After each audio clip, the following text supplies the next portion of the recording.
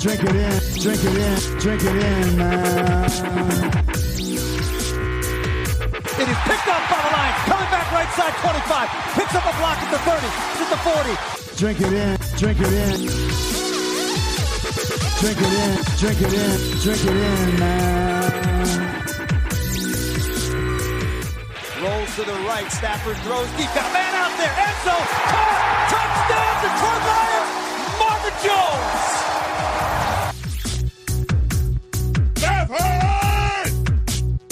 Drink it in, drink it in. Touchdown, Detroit Lions! Cornbread!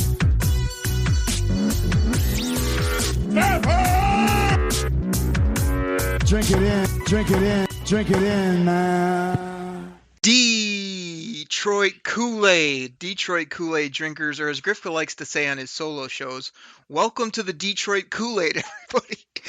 We are back here on a Wednesday, and we are talking all things Detroit Lions. A lot to talk about. Bye week, heading to play the Jacksonville Jaguars. So I got some questions I'm going to throw at the old Grifsky at the Waffle Maker today. We might mix it up a little bit, and then you're going to have to stay till the end because I've got some fan Twitter questions that came in. Just picked out a couple of them.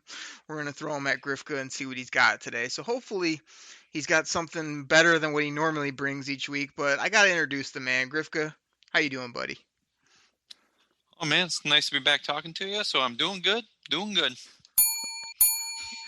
Absolutely. Wednesday here. Let's not mess around, Grifka, because as I often do, I got a bone to pick with you right off the top of the show. So I listened no way, to your... that never happens. I listened to your solo show, and I actually gave Grifka some kudos, as he likes to say here on the show, which no one uses that word ever except Grifka. But I said, hey, man, you brought a little energy. You mixed in some gimmick lines. You actually had a couple takes that were interesting. I didn't mind it. You didn't put the people to sleep like you often do when we do our once every month or so solo dips. And you actually beat me out because my solo show, I was driving in the car. I was in a rush. Like, it wasn't my best effort. So I tried to give you some. I even put it out on Twitter. Hey, go listen to the Grifka show, which normally I would deter people from such a thing. But of course I got an issue. So Grifka, I think half your show was about Matt Patricia. Big surprise. You wanted to talk about the comment that everybody wanted to talk about where he said, when I got here, there was a lot of work to do. My issue with you is I feel like your take or your opinion was everything that's on you, coach. That's your fault, coach. These guys aren't playing.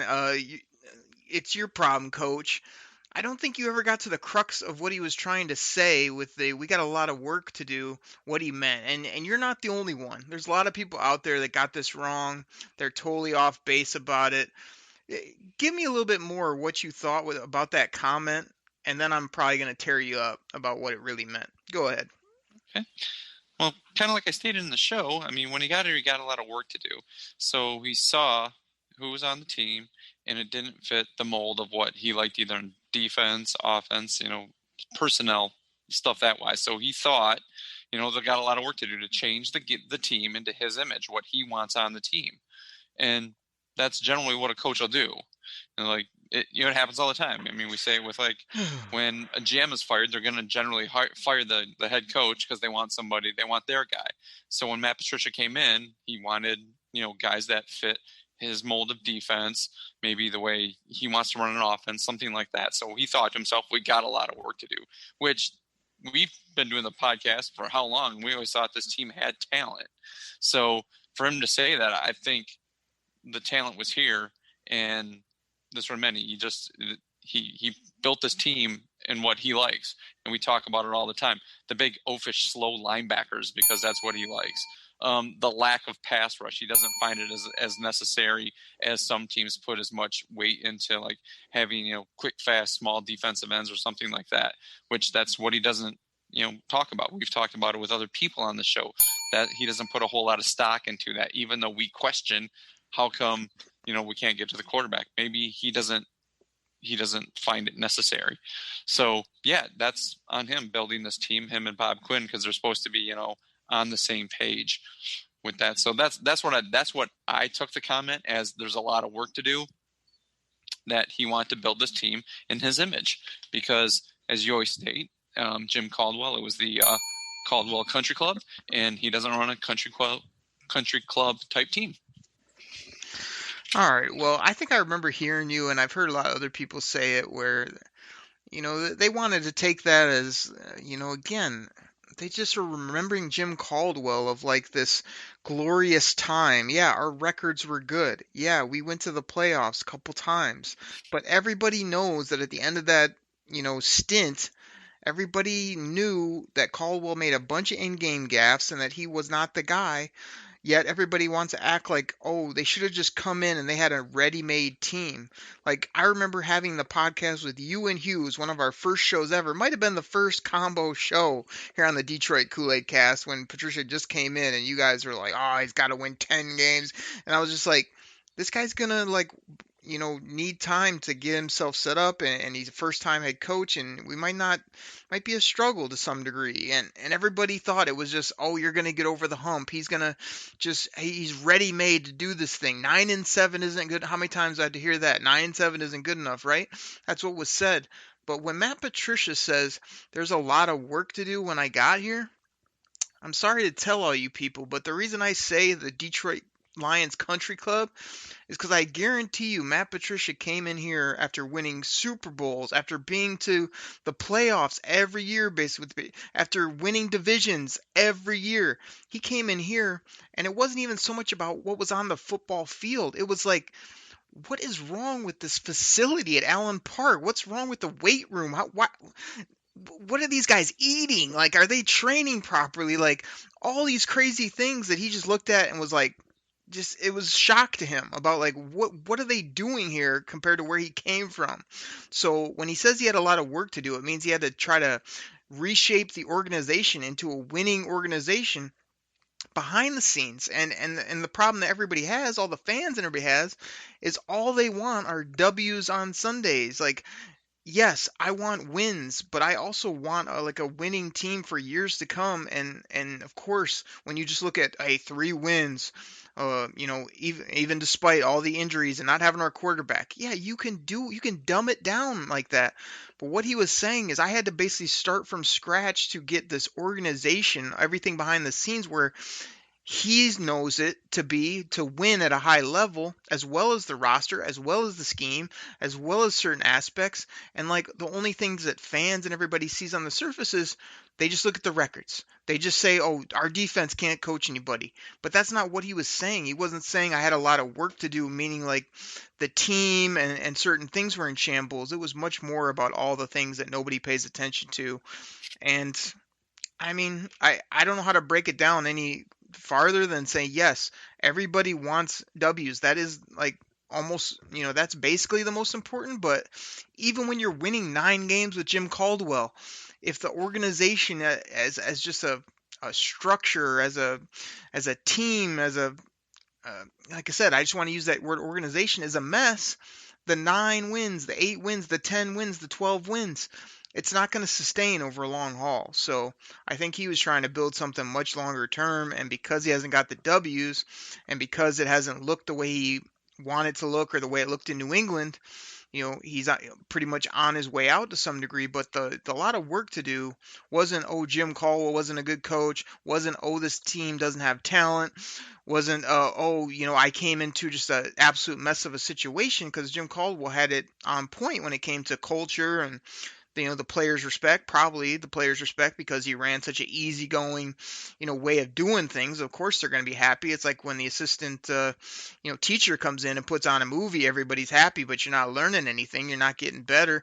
So when he tore all that down, he tore down redid the cafeteria, the training, all the things they were doing. That's what ruffled all the feathers. And here he is in year 3, still not getting W's. So that's my long answer of like everybody just missing what he was talking about, because they're focused on the players, the roster, the wins, all the very simplistic things. And I don't think that's what he was talking about whatsoever.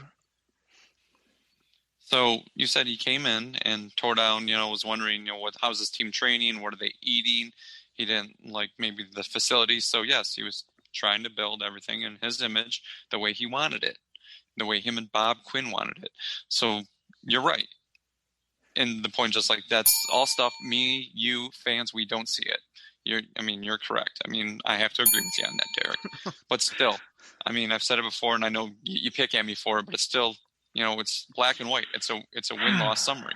So you want to come in and ruffle some feathers, and some of the guys that were used to the old way of Glover Quinn and Darius Slay and Quandre Diggs, and they don't like it. So you get guys in there that are more used to your coaching style. Fans are going to take that as some sort of slight, especially when you're not producing. If your teams were at least competitive in some of these games, not getting blitzed off the field, then they might catch a little more slack. But to make a comment like that, it does look very tone deaf to us fans. And, it's that's give me more time. How much more time do you want? I mean, Buffalo's doing pretty good, and their coach came in there, and they've been to the Super Bowl, they never won it. got the butt of the joke, and because they lost four Super Bowls in a row. But still, I think Lions fans would be so happy just to make one, let alone four in a row. But they seem to be doing okay. He didn't come in. We have a lot of work to do. Matt Patricia, sorry, man. The guy's he's just kind of a bully. And when other people, when talking heads are actually starting to get to that on the 4-letter network, on, on the pre-shows, the pregame shows, and they're just instantaneously bashing him. People that know football, me and you like to think that we know football, but those guys have forgotten more about football than we'll ever know. And they're bashing this guy as a coach. They're not there, but they have a whole lot more insiders than me, you, your boy Mike Valenti, who likes his one insider who's obviously the custodian at Allen Park. So, or your 24/7 website, say that and say I want a better cafeteria, and I want us to serve celery with lunch instead of carrots. That's pretty pathetic. So yeah, you need W's, coach, to be able to do that. So yeah, everything does fall on him. The defense is crap because of him. They have slow linebackers because of him and Bob Quinn. That's the way it is. Oh my gosh. Are you referencing, Dan Orlovsky coming after Matt Patricia? What big credentials does he have? I'm also referencing a 4-time Super Bowl winner. I'm also referencing another Super Bowl winner and a guy I don't even like him, Michael Strahan. But yeah, I'm referencing guys who've actually won that stuff too as well. You're taking the opinion of Terry Bradshaw because the guy ran out the back of the end zone in Minnesota. But come on, man. They're Super Bowl winners on the Fox pregame ripping on them. Jimmy Johnson's sitting there, kind of scratching his head too. And that guy, I love Jimmy Johnson. So I'm going to take their word for it over Dan Orlovsky. But still, you can throw Dan Orlovsky at me, but you better throw some respect to those other guys who are wearing rings too. Oh my gosh, this is classic Griff. So he throws out Orlovsky. He wants to. You really think I take Terry Bradshaw seriously here in 2020? The guy's been a clown the past decade. I take nothing he says as any credibility. Now, if Jimmy Johnson got on the table as a head coach and as somebody that knows how to build an organization and said it, okay. What did Michael Strahan do? He rushed the passer, and now he's on the morning show on The View or something. Get out of here with that. These aren't NFL executives. There's a lot of people that say they still respect Matt Patricia, but I'm here to tell you I'm as frustrated as any of the other fans when it comes to wins, losses, and sometimes how this team looks. But I also can look back at it and say, okay, year one, you were coming in, you were setting up everything you didn't go so well. Year two, what did you want him to do? Did you want him to win 10 games with David Blau at quarterback? Did you expect that to happen? I think every Lions fan thinks that we just roll out of bed and we should win 10 games or else get rid of everyone. Or they want to boo-hoo about all the bad records without looking at the circumstances. If we were out there rolling and had everything up and running the last couple of years, okay, you can hold them to 9-10 wins or less. But last year is just throw that out, based on, not having a signal caller and not having a bunch of other players. Year one was starting over, and year three, expected better. I've been frustrated with it, but that doesn't mean they haven't got better from an organizational standpoint, or they, aren't just a better built system to win long term. They just haven't won yet. What happens if they go rip off a bunch of W's and now he's got this whole system and the training and the team's on board? What now? Oh, okay, now it's okay. But if he loses 2-3 more games, everybody just wants to get rid of him and start over. How's that going to help anything? So when he said I got a lot of work to do, it meant from top down. bottom up, not just like, hey, I need to go from 7 wins or 9 wins up to 10 or 11 to make everybody happy. It's much bigger than that. So when you go back to all this other stuff that everybody else says, the only way that's going to be justified is if he just not only can't coach in Detroit, but can't go anywhere else and win, but he's trying to build what he saw, which was an organization that won at a high level for years and years and years. So, I don't blame him for that one bit. Now, is it going to work here? It's not working right now, and it hasn't worked those last couple years. But again, you want to go back to this black and white business garbage, which is like, hey, Okri, let me just ignore all the other things that are happening and just look at the win-loss record, because that's all I care about, and that's all what Joe Fan cares about. And I wanted to bring this up because there's so many other things that go into the organization, the player personnel, and the coaching on Sundays. You ever have a boss, Grifka, who does everything right, shows up to the meetings, gives you the right instructions, stays on you, yet the people still can't do the work right?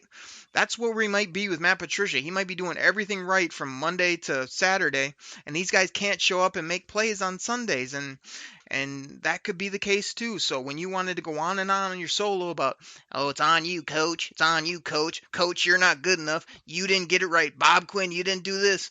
Like, I'm just saying you're not accounting for all the things that I have seen go right behind the scenes.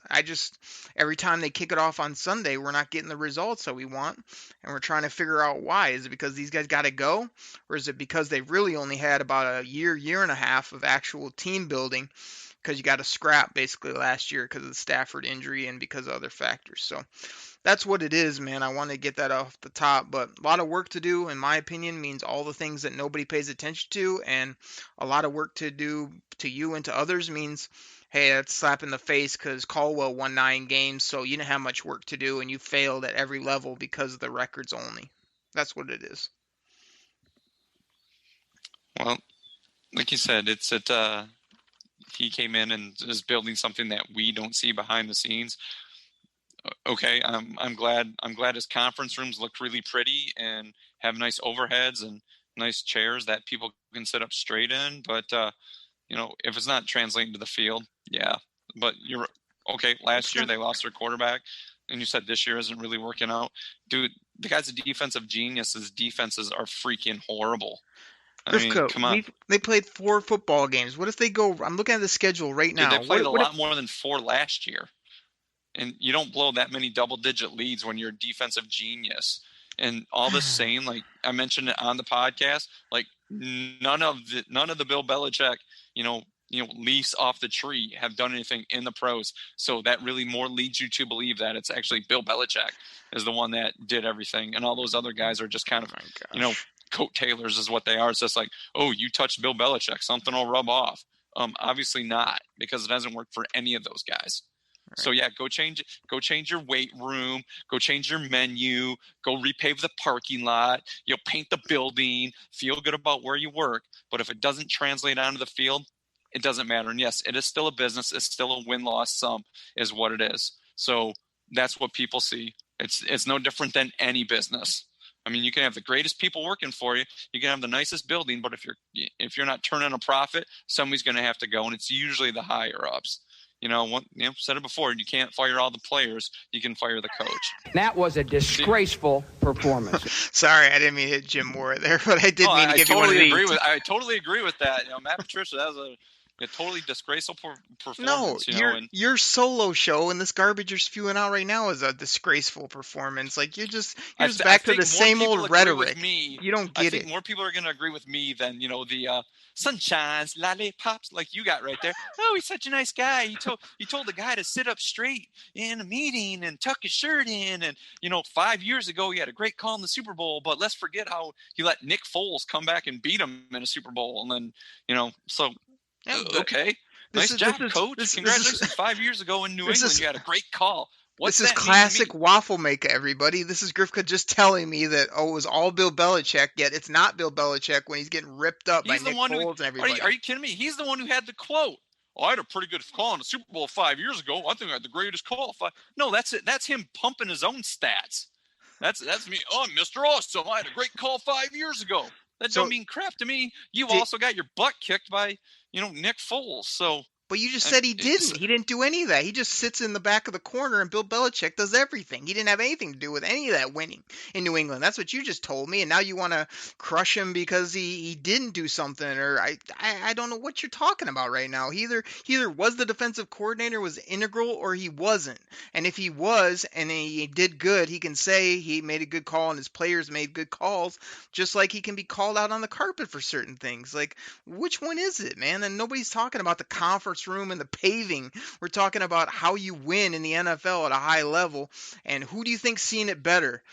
Matt Patricia coming from the Patriots and trying to make this place feel and look more like the Patriots? Or do you think the Lions had it all figured out, who've never won anything and who had Tom LaWand? Grifka, I was at Allen Park probably 7-8 years ago. I got a tour.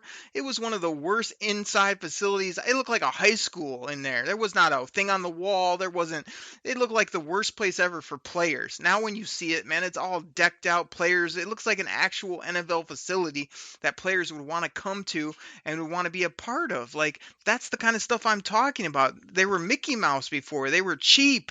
They were like an organization that was just getting by with the basics, and he came in here and tried to upgrade everything that nobody sees so that we could get players here. We could win for not 1 year, for like 3 years, 5 years, 7 years.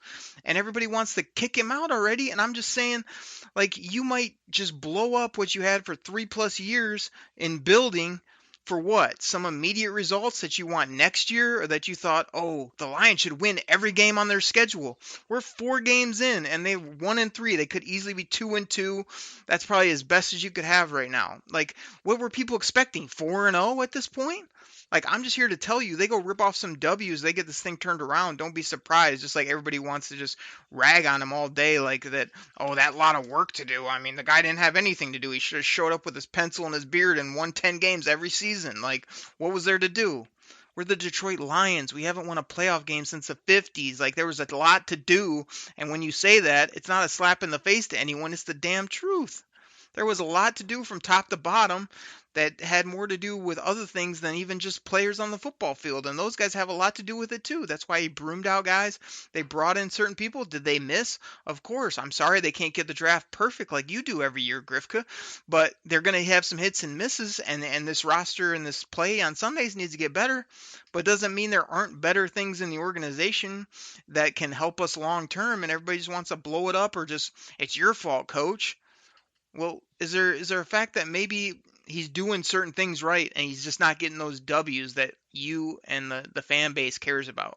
Could that be a possibility too? Yeah, it could. So anyway, we could talk about this for hours. Grifka, I got some questions for you. Let's see where we're at in the show. I think we're like 20 minutes in already, so I think we got to get our sponsors in here, come back and get some questions to you, and I got to get these fan things in here to end the show as well. Okay. Everybody, we'll take a quick break. We'll be right back. Detroit Koolaid drinkers, we're back from the break. Thanks so much for listening to our sponsors.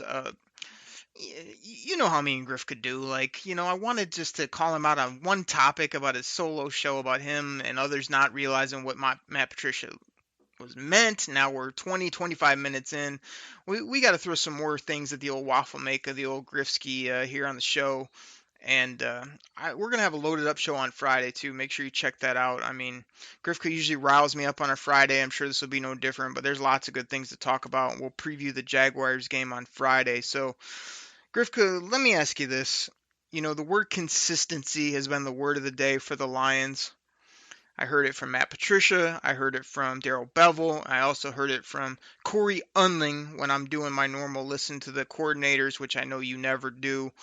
They all talked about being more consistent, doing things right all the time rather than sometimes. They said sometimes you'll see it be done perfectly. Other times they're not getting the job done, and that's what's costing them in ball games.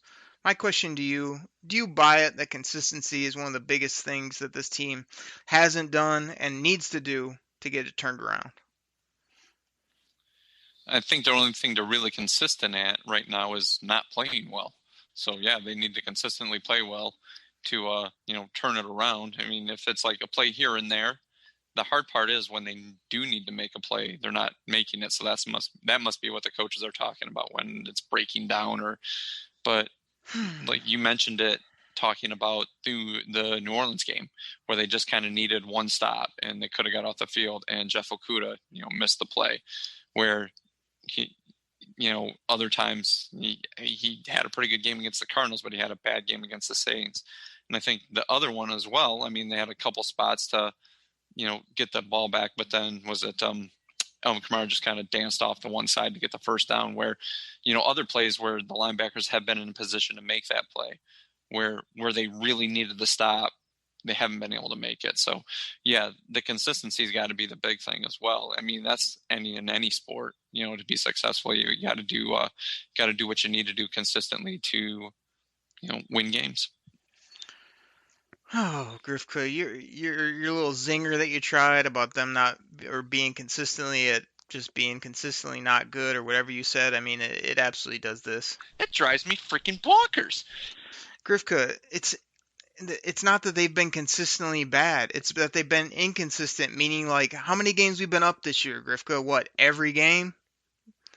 So we haven't been consistently bad all games because we were up 14 against the Saints. We were up against Chicago. We were up against Green Bay. We beat the Cardinals. So no, we haven't been consistently bad all the time. When these guys are talking about consistency being the key, it's because one time, a tight end or a offensive lineman will make a good block and we rip off an Adrian Peterson like 12-yard run. Next time they miss the block and it's -2. Like, that's the type of consistency they need, is just to do your freaking job and do it at a consistent level so this team can play 4 quarters of quality football. Now, if they were getting blown out the gym from day one in all these ball games, I'd agree with you, which I rarely do on the show, because they haven't been. They've been up in a lot of games. They've started fast, which they hadn't done in previous years. So the inconsistencies are coming because why are we getting all that right? And why are we getting out to early leads and then can't hold them? Well, it's those inconsistencies that pop up. Missed blocks, drop passes.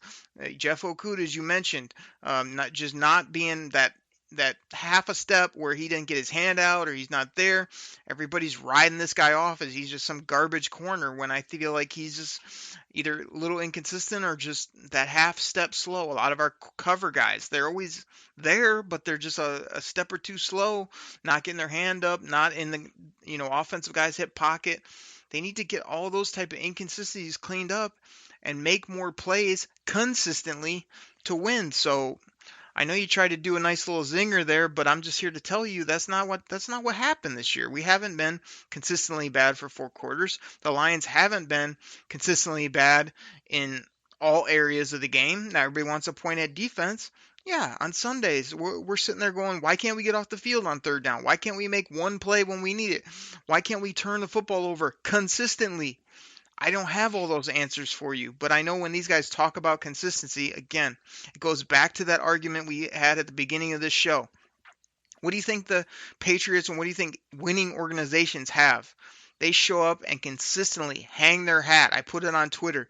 What are the Lions? What can they hang their hat on right now? And not many people had much to say. Why? Because they just want to look at the scoreboard and say, can't do anything well. Losing ball games. This team's horrible. Defense is the worst ever. When really you have to establish what you can hang your hat on and what you can be consistent at to win in the National Football League. And the Detroit Lions need to find those couple things that they can do every single Sunday. They need to find those plays that they can run consistently time after time and get positive yardage, or defenses that they can call, that their guys know what the hell they're doing and can get after the quarterback or can get the passes knocked down, whatever it may be, to get off the field and turn it back over to their offense. And all those inconsistencies are costing them games, costing them leads, and costing them games again in the 4th quarter. Lions are always there in the 4th quarter, and we can't get that extra play or two, or we can't be consistent enough to end up getting the W. So I think it's a good word. I think they're all on it. I know people hate hearing it from Matt Patricia. Hey, just got to be more consistent, got to do the things right, take our practice to game day, all that stuff. But that's what the good teams do. They do what they're supposed to, when they're supposed to, how they're supposed to, and they don't do it once every 5 times. They do it 4 out of 5 or 5 out of 5, and that's what helps win. So I don't know what it is. To me, it's players, or like you say, it's the scheme that needs to be more consistent, meaning like the coaches either got to dial up things a little bit better, or these players got to execute, which is another word you'll hear from Patricia, better to win. And until they do that, man, you're going to have these frustrating moments like we've been having in these games. So I think it's a good word. I think it's going to frustrate fans, but I think it is the thing that's not only killing this team this year. I felt like that for a long time with the Lions. Talent, plays, everything. A lot of it's there some years, but the consistency's never there. Never show up on a Sunday and know if we're going to be able to stop people on defense or run the football or sling it all around and just have nobody guard us. It's just like you just don't know what you're going to get. We haven't had a consistent football team since I don't even know when. 2014 was probably the most consistent. We could always get after the quarterback and stop the run, and we could score points. And since then, it's just a bunch of who knows, and inconsistent football. So they got to get it cleaned up. They got to get it going, and hopefully it'll start this week with the Jaguars. We'll talk about that on Friday here on the Koolaid Cast. Grifka, are the Lions healthy heading into this Jacksonville game? I mean, what do you think? Because, to me, the NFL is all about injury and injury management. Where do you think they're at with injuries, overall health of the team heading into this game coming off a bye week? I feel they're pretty overall they're healthy. I mean, they haven't had a lot of guys drop them. The ones that have come back. Coleman, I guess, can come back this week. I haven't heard yet if he is going to play this weekend or not. But Trufant came back. Little Nixon Dings they've picked up in other games. Those guys are back as well. So I feel that they're healthy. I mean, nothing's come out saying that there's any any long-lasting injuries to any of the guys that have been starting. Galladay's back now. He seems to be playing pretty well. And our other key contributors, they've pretty much stayed on the field the whole season. Yeah, one of the few times I agree with you. They are pretty healthy. No major injuries to major spots. We hope that continues. Now they need to, use that to their advantage. I mean, again, Grifka, I'm looking at the schedule. Just a quick follow-up, as you would often say, or let me piggyback off that question, classic Grifka line. Did you expect them to beat the Bears? Yes. This is rapid fire, Grifka. Yeah, you did, and they should have if John Deere would catch the ball. How about the Green Bay Packers? What do you think that game would happen? No, I thought they'd lose in Green Bay. Exactly. What about Arizona? You think we go down there and beat them? No. And we did. What about New Orleans coming to our house? Everybody thought New Orleans was a juggernaut before the season. You think that was a chalked up W from day one? Chalked up when we were predicting the schedule. I believe I predicted them to win that game. So yeah, I thought they would. Yeah. So most people thought Drew Brees and company, especially if they had all their weapons, come in and beat us. So we beat Arizona. We lost to a couple of teams most people thought we'd lose to. Everybody knows we blew that game against Chicago. So I'm just here to tell you, I'm looking at the schedule. We got 12 games left. I mean, I haven't done it yet, Grifka, and this is why we call it the Detroit Koolaid Cast. So hold on, everybody. Get your glass out. Get a big straw. Here you go. Drink it in, man. Grifka, coming up at Jacksonville, at Atlanta, home against the Colts, at your boy Kirk Cousins in Minnesota. Play the Washington football team. They don't even have a logo right now. At Carolina, Houston. I mean, you're telling me we can't go on a run with a healthy team when everybody thinks that we're just the worst team of all time? We played 4 football games. 2 of those we should have won. 2 we got blown off the turf, and it was real frustrating. You're telling me we can't win 5 or 6 of those next games coming up? I don't see why not. Yeah, I mean, to quote, LeBron James, anything's possible, or was that Kevin Garnett? I can't remember. Kevin Garnett, bro. I usually have that sound drop, but I don't have it right now. It's classic. Oh, yeah. I mean, yeah, like you say, any given Sunday, but, for all those times we could say, yeah, we could win them. They could also lose them, so. Oh, man, if there's not a more waffle make a statement, it's that one right there. Hey, there's everybody, years we could win or we could lose. Jaguars then went to Jacksonville and got their teeth handed to them. And everybody kind of picks on Gardner Minshew for being the stash, but this guy's throwing up yards. I mean, he's putting up a whole bunch of yards, and the Lions have proved that they're having trouble defending the pass. So yeah, I mean, Jacksonville has a puncher's chance there. The Colts have a good defense. I mean, and we struggle to move the ball against some teams, but Nobody tuned in to hear you tell about all the opponents, how good they are. This is the Detroit Koolaid Cast. Well, Remember that. you want me to roll off how they can win these games? Then you laugh when I said, "Oh, wow." I'm like, well, yeah, they can go and score a bunch of points too. I mean, the only one right now I might pencil in as the sure thing W right now is Atlanta. That team seems to be in a freaking free fall right now. It's like that team seems to have a bunch of talent, but that team is all over the place. Grifka, pretend you love the Detroit Lions and that you know how to drink the Detroit Kool-Aid and change that statement. Hold on, let me help you out. Drink it in, man. Real quick, in 30 seconds or less, tell the people what could happen after coming off the bye week here on the Kool-Aid Cast, please. Okay, here, I'll help you out. I'll put it in terms you know. The team could play more consistent. They'd be able to execute. They'd come out with some big W's.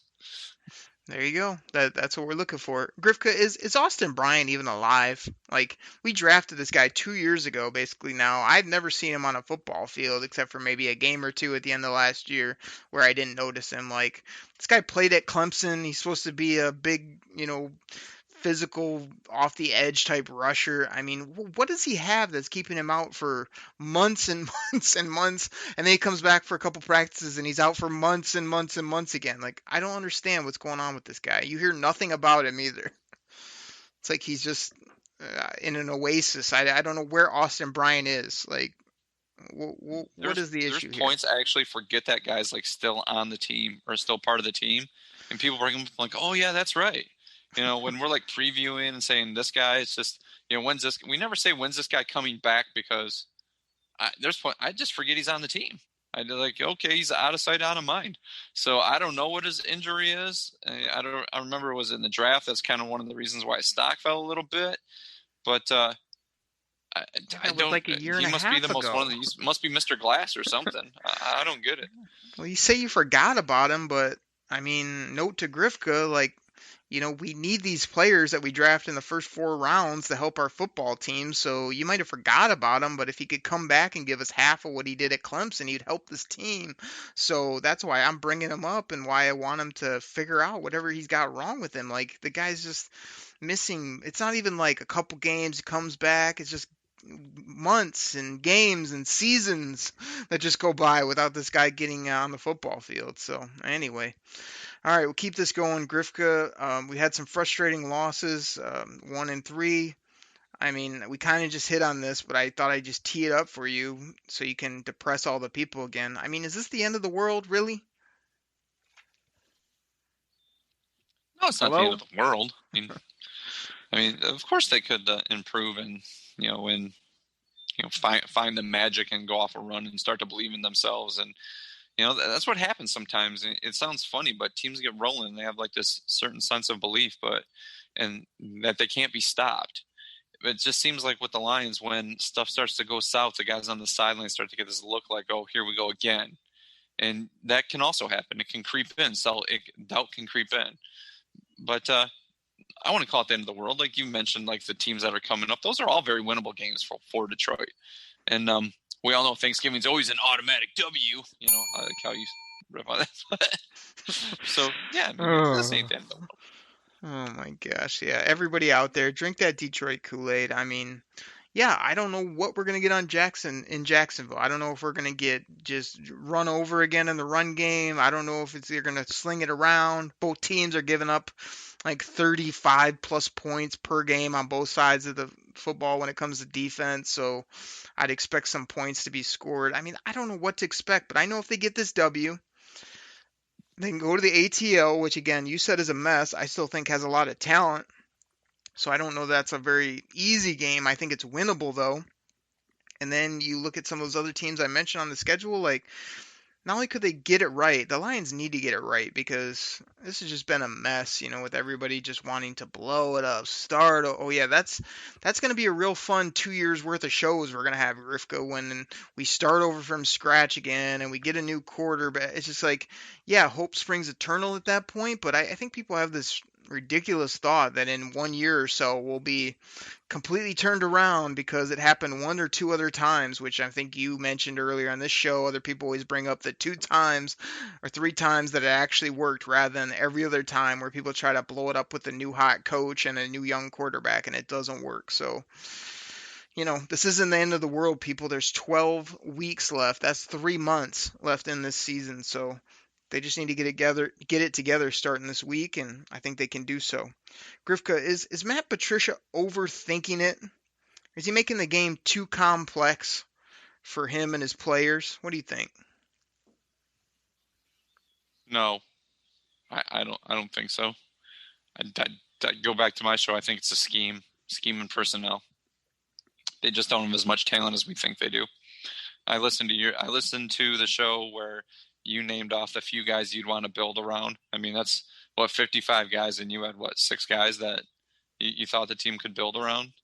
And well, you're not going to have 30 I did guys the same to thing build on my around. show, and I think I had maybe 1 or 2 more guys than you did. So I think it's scheme, really, and talent on the team. So I don't think he's overthinking it.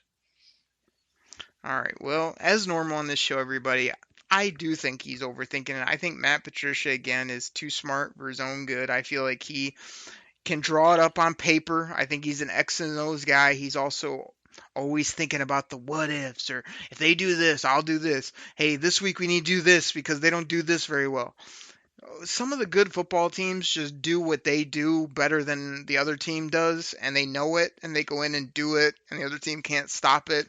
It's the same thing that goes along with really good football players. That's why I usually just draft and play my studs in fantasy football, because the best players, they just show up and they're just better than the guy across from them, and they just make plays and they help you win in fantasy football. And that's what should happen in NFL too. You should just roll off the bus, know that you're more physical, you execute, Grifka, you are consistent, and you just show up and beat the daylights out of people. You freaking punch them in the face and take their candy is what I'm trying to tell you. And the Lions need to do that. And I think Matt Patricia just hems and haws over all this stuff and probably overloads his players with all this needless information when he needs a couple good pass rushers. He needs some cover guys, and he needs to just let him get after it more. Like, nobody's trying to stand in this random area of the field. Like, go get the quarterback. Hey, see that guy across from you? Try not to let him roast you on every pass play. How about that? Like, we could boil it down to some of the most simple concepts, and Matt Patricia is trying to make it rocket science, and it doesn't need to be. Like, the talent in some areas needs to be upgraded. In other areas, I feel like talent's being misused or being wasted because they're in this random overthought scheme where we got to change every week, when really just figure out what you do well, go do it, and find out how to win ball games in the fourth quarter, or I don't know, keep a 14-point lead. That'd be nice. Like, it's not that hard, I don't think, and I think Matt Patricia's making it too hard. That could be his downfall here as a head coach, is just, hey, you made everything too difficult. You didn't win, and no matter how smart you are or how much you love football, it's not going to be enough because you're overthinking it and you're putting too much almost stress on these players rather than letting them go play football at a high, quick level, speed, power, all the things that you talk about. You're just over coaching, overthinking, over scheming. Like, I don't know. I think that's what it is, to be honest. I mean, it could be, but I think if he was that good a coach, that smart, he would realize what he was doing. And I still believe it's the team itself, how it's made up, and where they're using the guys, and just the scheme. So you say the scheme. We got to get some listener questions and close out the show, but you got to tell me what you mean, because this scheme has worked not on for years and years. It's not a scheme he's made up on his own. It's a scheme that's been run, at other places. It makes sense when you talk about it, being able to cover in a passing league, being able to be physical in the run game, stop the run, all of it makes sense. It's just not happening. You weren't dead set against this scheme, from day one. You're just really against it after 4 games because it's giving you 2 games worth of head scratchers, as you would put it. Like, what do you want them to do? You just want them to get what do you want them to run that's going to just be perfect from your eyes? For as weak as the defensive backfield's playing right now, I believe they need to attack the quarterback more. And With I know we've who? had this discussion where you think you need to drop more guys in coverage, but if your front four are not wreaking any havoc at all, and you're depending on your back line to hold everything, that's not going to happen in the NFL game. You need to apply pressure. They did it against Arizona, and they seemed to bring more pressure, maybe because they thought Kyler Murray was young and he hadn't seen a whole lot, and maybe they thought they couldn't do that against Aaron Rodgers or Drew Brees, but they don't. They need to bring more pressure. They need to attack more, and to be able to do that. I mean, I realize they beat Arizona, but Arizona was bringing guys from all over the place, and making Matt Stafford move his feet, making the offensive line having to adjust around, and there was points where he had a lot of pressure on him. I mean, it did go down, but the lines don't do that. They're like, oh, that's not what we run. We expect our defensive backs to do more. Well, you're given a lot of times the mediocre quarterbacks to be able to pick your defense apart. So they need to bring the heat is what they need to do. And to hear stuff like, we heard it before when Gunther Cunningham was there. It was like, well, we're not a good blitzing team. Well, it's because you don't do it. I mean, that's why you get better with it when you work at it and you do it. So they would be better at it if they did it a lot more.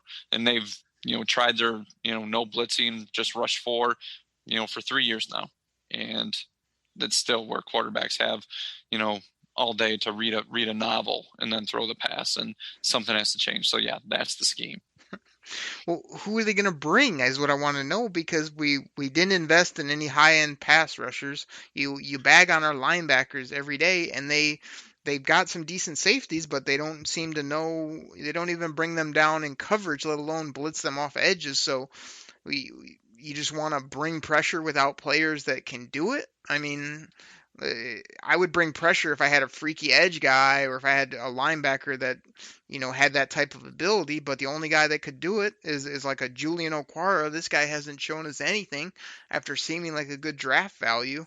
Like, you got to have the players to dial up pressure to bring these blitzes that you want. I mean, good luck bringing a blitz with slow-ass Johnny Tavai, who I've written off after I've seen enough of him now. He's just like stuck in mud, as Benny Blades would say. Like, this guy, I don't know why he just can't run, can't play. Like, even when he sees a play, he's 2 steps too slow for whatever reason. So I don't know who you're bringing, is my thing. And we know that even our edge guys are hold the point of attack, type guys, not bend around the edge and kill the quarterback. So you may want to say that because you see the Pittsburgh Steelers do it, or because, these other teams, like you said, Arizona. You know why Arizona brings pressure, Grifka? Because they got this guy named Buda Baker. They got this guy named Simmons. They've got Chandler. Well, they did have Chandler Jones. They got other linebackers that are that type of player. Hassan Reddick or whatever. These are guys that were born to do that type of stuff. And their coach has been known to dial it up. Matt Patricia not only has been known now to not dial it up, but he doesn't have people to dial it up with. So that's just another pie in the sky call by a fan sitting out there saying, blitz everybody. With who? How? You're right. And then you're right. I agree with you, Derek. And then once again, it goes back to the team is built in his image. He wants slow, plodding linebackers, no pass rush, and he expects his defensive backfield to do everything. So, yep, once again, I think it goes back to coaching. So, okay. Yeah, don't go get fast guys to go get after the quarterback. I'd rather have 6'4", 250-pound linebackers who run, 5-second 40s that couldn't cover a coffee table because they look good, in a football uniform. Okay, congratulations. You can go sell a pair of jeans, but you can't tackle or cover anybody. Well, it kind of goes back to my earlier statement. So, Grifka, you just ripped off about 6 classic Grifka lines, and that was worth it, even though I still hate it, and I'm frustrated with you right now. Let's get some fan. We had a few things come in. Let's read a couple of these and see where we go. We'll end the show. So, I put out a thing about I want your opinions on Matt Stafford. I was really curious what people had to say, because I feel like we're split now. I know that's something I think you're gonna want to throw at me on a Friday show. I've got a lot to say about the whole Matt Stafford situation, but I was curious what people had to say, and I think these are a couple responses that I had. Devon Anderson at Anderson D22 wrote, keep him, no question about it. Ask teams that have struggled with finding a good quarterback. Once you have one, you don't let him go. Let him retire a Lion and play his whole career in Detroit. Guy gives his all on and off the field, never toxic in the locker room. Hashtag, that's my quarterback. That's half the fan base. Let's see this other one that I saved. Not sure if it's the other half or not. This is from Finn of Funk at Pod Trolling. Uh-oh. He writes, need to tank and trade all viable talent, but O-line, which usually transfers to a new scheme. I love Stafford. We don't deserve him. Oh, there we go with that. I think we can get a first through a third for Stafford under his contract. Trading him helps us tank. We need multiple firsts to make sure we get our guy. So I feel like that's where people are at with the quarterback situation. It's like some people just want this guy here forever. Other people have either seen enough or want to move on, but everybody's not sure how to do it based on the contract and everything that comes into it. I'm sure we'll get into that a little bit more on Friday. Grifka, this was a question from Dennis. Dennis at Cub Lion, he writes, in your opinion, how long will it take before a Lions Super Bowl win? Oh boy, I'll throw this to Grifka even though I don't want to. He's going to give me some story about how his fandom and 30 years ago. Go ahead. No, I won't do that. I mean, how many years? I mean, gosh. Well, I mean, we've seen the NFL, the teams flip relatively quickly, but I can't say. I mean, I would love it within a year or two, but where the way this team is at right now, I mean, you want to say like 5 years, but then, 5 years from now, you're flipping out quarterbacks. So that means you got a different quarterback here at that point. But it might have to be that. It might have to be, 5 years, a couple years from now, you move on from Stafford and, get another quarterback and the quarterback's third year. I mean, you're out there, kicking butt, taking names and winning a Super Bowl. So, yeah, I'll say 5 years right now.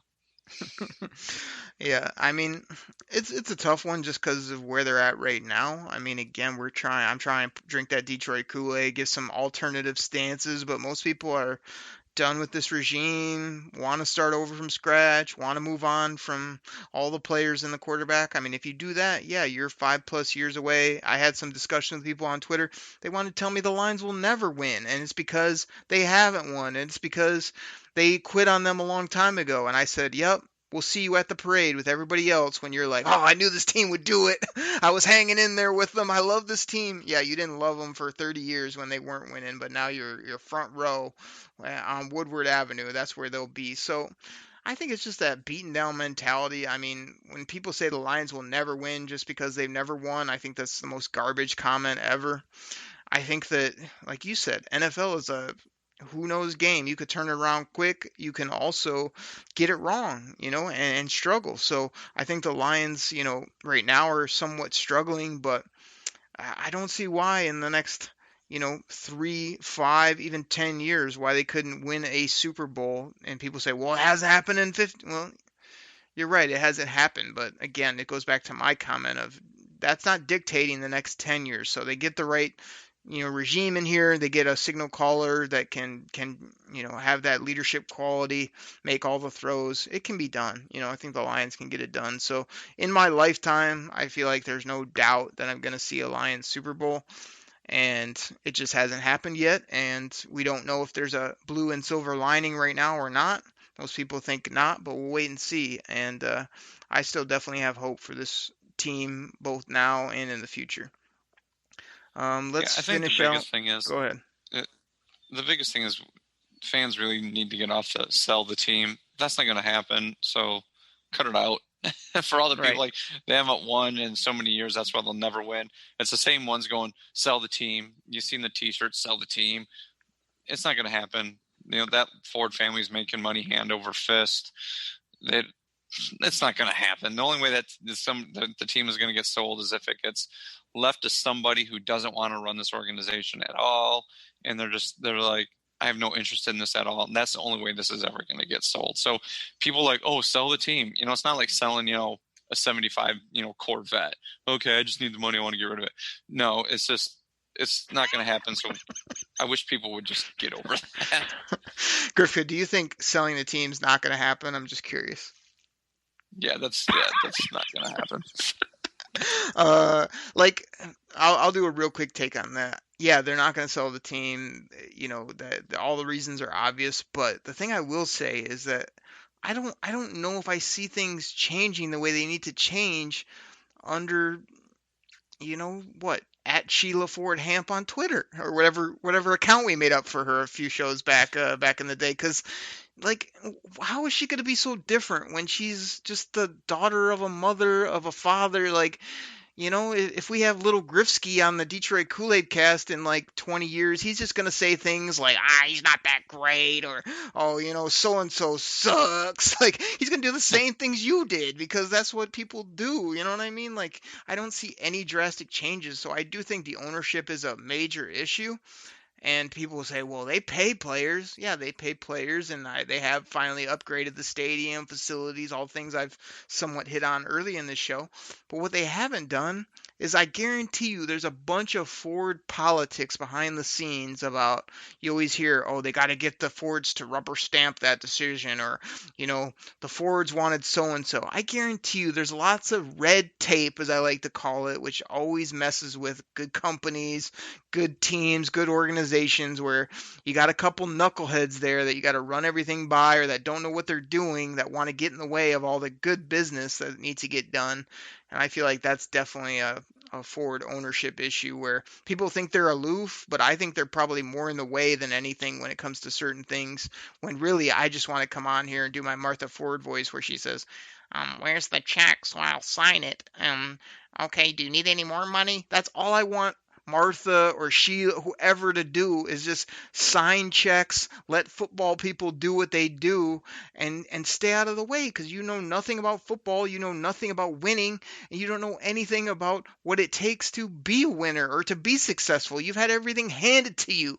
So stop all this politics, all this garbage, and just own the team, sign checks, and help us win, which I don't know. We'll see if they ever do it or not. Grifka, let's end on this one. Do you think, this is from Dylan on Twitter. Dylan, I can't get your last name here, but he's got a funny Twitter profile picture. But Dylan asks, do you think we're full rebuild after this season? Grifka, I'm interested in your answer.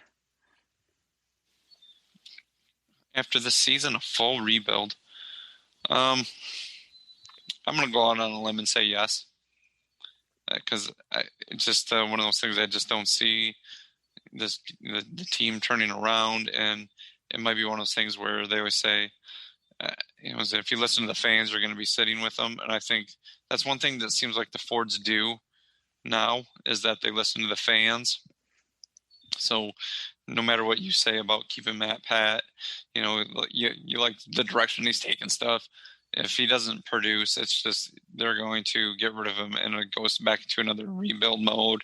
And that might be one of those things where it just kind of like it did with Barry Sanders or Calvin Johnson. It might, finally hit Matt Stafford, and it's just like, I don't want to do this again, and either request the trade, or he just retires to, spend time raising his kids. Oh my goodness. Let me end it with this. Let me do this for the people, so Grifka doesn't bring down and collapse the whole show. People, take a sip with me, would you? Drink it in, man. Everybody, this isn't a full rebuild after the season, because I'm here to tell you, if the Lions could come out and play some modicum of defense here against the Jacksonville Jaguars, you'll get my prediction on Friday's show. You'll also get my BLEAV and Lions show with Benny Blades on Thursday. We'll talk all about it, but I don't see why they can't go score points against Jacksonville, get that W, rip off a couple other W's, have a couple other frustrating games. They'll get the fans infuriated. End this season with a pretty decent record. I don't know if it's going to come in at 7, 6, maybe 8, but if they're not down in the 4 range, like, I feel like you can keep this thing going, be much better than a full rebuild at this point. All they got to do is tighten up the D and learn how to keep leads at this point. I mean, there's other things that are good. We can run the football better. We haven't even seen the passing game, because Matt Stafford hasn't been locked in. If he gets locked in, we can throw the football all over the field. If we get some of our corners back, I mean, everybody was excited about Trufant, Coleman, Okuda. Now they got some games under the belt. Remember, we didn't have any preseason, any offseason. So right now at week 6 off the bye week is basically when preseason would be over. They got some snaps under their belt. They've got this scheme. They know some of these new players that they've acquired. Jamie Collins, Danny Shelton coming into their own a little bit. Like, I just want them to start playing. I feel like I said this last year where I was just looking for solid football. Like, show up, score points, play decent defense. I'm not asking you to get turnovers every play. I'm not asking you to hold teams to 10 or less. I'm just asking you to play solid football in all these games, and the winnable games you should get. You're obviously going to lose to some of the better teams that you can't compete with either on offense or defense, and end this year where people can look at this team and not only see progress, but see a sense of hope that, hey, we get another good group in here and we continue off of, if we finish strong, there's no reason you can't come back in 2021. You've already got Stafford under contract. You got Bob Quinn and Matt Patricia under contract. It doesn't make a big deal for me to let things roll again and try to build off what you built off for 2+ years now with this regime. You know, you can't count the Jim Caldwell days and then see where you're at after that, because then you're in a much more palatable situation if you want to move on from the quarterback. At that point, if they come in and have another, up and down, inconsistent season, it's just much easier to move on. I feel like this mid-third year would be almost just too quick and just a teardown for the teardown's sake, when really people just, that sounds good on paper, but they don't know what it entails and what you're actually doing to the roster, the franchise as a whole, when you talk about a complete teardown, when they just need to tighten up. They need to tighten up defense. They need to play a little more crisp on offense. They have the players on the offense side of the ball. The defensive players are still a question mark. A couple people step up, like Deshaun Hand, Tracy. Collins plays better consistently. And we get a little pass rush from either Okwara, Boy, either one of them, or Trey Flowers. I don't see why they can't finish the season with anywhere from 6 to 8 type wins, which would be exciting for the fan base, because that means that we're winning, 8 out of the next 12 or 7 out of the next 12. Like, that would be fun to watch. So that's what I'm hoping for. That's some Detroit Kool-Aid for you. Drink it in, man. With a side of this. Cornbread. Side of cornbread. Grifka, I think we've said enough on this show, but I got to ask you. I do it every show. Just never know. Got to check in with you. Grifka, do you have anything else for the people? Nope. Everybody, drink that Detroit Kool-Aid. Thanks for listening. A lot of fun. You may see me popping up on some other podcasts here. I might have some guest spots. Who knows what I'll be up to. You guys can find me on Twitter at Derek Okrie, DEREK, OKRIE. Love talking football with you guys. I've been putting out a lot, trying to feel out the fan base, trying to give you some of my opinions. Always love interacting with you there. You can find Grifka at GrifkaDKC, the one and only. Everybody, catch us Friday. Friday is going to be it's going to be a great show. I know we're going to talk Stafford. We're going to talk about the Jaguars. I got lots of opinions. I've even got some stats for you. I dove into the stats. I'm going to actually give Grifka some substance rather than what he does, which is normally just babble on about who knows what here on the show. We'll be serving up that Detroit Kool-Aid on a Friday. Everybody, thanks so much for listening. Take care. We're out. Pack the bag, start the plane. This game is over. It is over. What a comeback by the Lions. Drink it in, man.